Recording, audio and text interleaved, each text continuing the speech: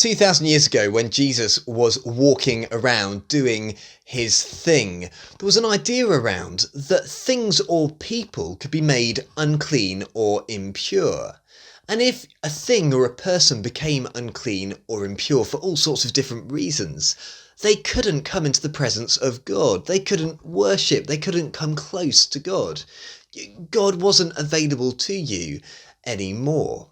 Now, this is a really weird idea for us to get our heads around today, but it was prevalent and normal back then. Have you ever played that game of tag? Or if you grew up north, you probably called it tig. Or if you grew up on the Isle of Wight, I believe you called it tap, for reasons I can't quite understand. But hey, that's the Isle of Wight for you, always a little bit different.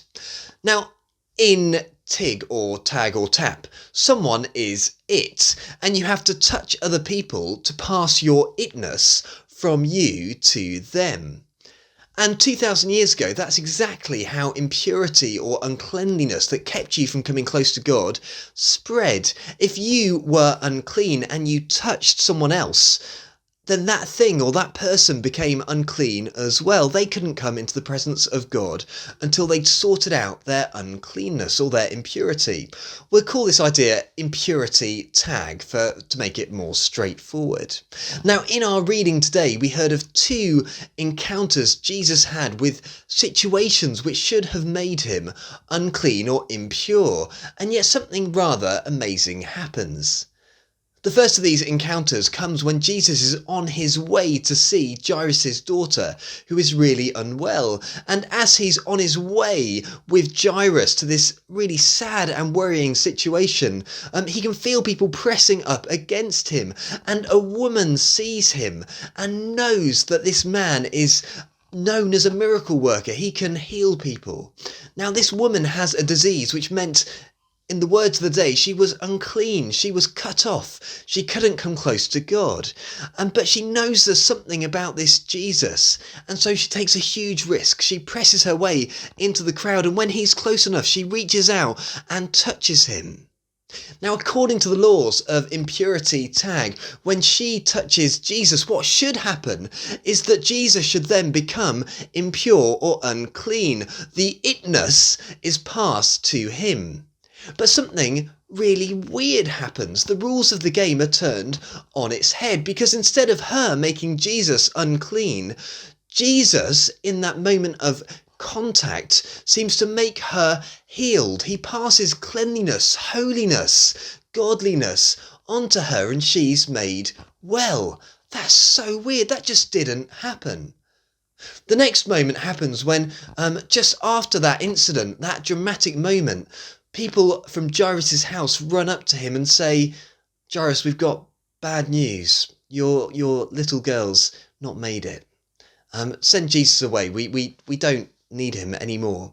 And Jesus overhears this and he says, "No, this girl's not dead. She's only sleeping." So Jesus goes with Jairus, and there's a huge crowd of people all crying and making noise, and Jesus sends them all away and takes just Jairus and his wife and his three closest friends with him into the room where the girl is. Now, just entering that space in that worldview should have made Jesus unclean, but he reaches out and he takes the little girl's hands, and the impurity in the game of impurity tag should have spread to Jesus and should have meant that he had to be separated from God at that time. But something again amazing happens. Rather than uncleanliness being passed, that itness from this girl to Jesus, life flows from him and healing flows from him into her. The whole rules of the game of impurity tag, which governed people's lives, were turned on their head, inside out and upside down. And this little girl was made well. It must have been an amazing moment. People were astonished. And Jesus turns and says, "Well, give her something to eat then. She's probably a bit peckish." Now, here's the amazing news for us. These two stories, these two miracles, are signs pointing forward to Jesus' amazing work on the cross. Because All of us have things in our lives which should keep us from drawing near to God. None of us are perfect. There is so much mess in my life, so many things I've done which should keep me from coming near to Him, because He is good, perfect, holy, almighty. But because of who Jesus is and because of what He did on the cross years after his encounter with Jairus' daughter and the desperately ill woman, because of what He did, everything I've done has been forgiven. And here's the really good news. There is nothing that you have done, nothing that you will do, nothing that you could do which can keep you from knowing God if you put your trust and faith in Jesus, just like Jairus, the dad of that little girl, did, just like that desperate sick woman did when she reached out and touched Jesus. There is nothing that can keep you from a relationship with God. So know, however you're feeling, whatever you've done wrong, whatever you might do wrong, you can always come back to Jesus. Whoever you are, He has died to deal with all our mess, all our wrongdoing, everything that is wrong, so that you can know Him.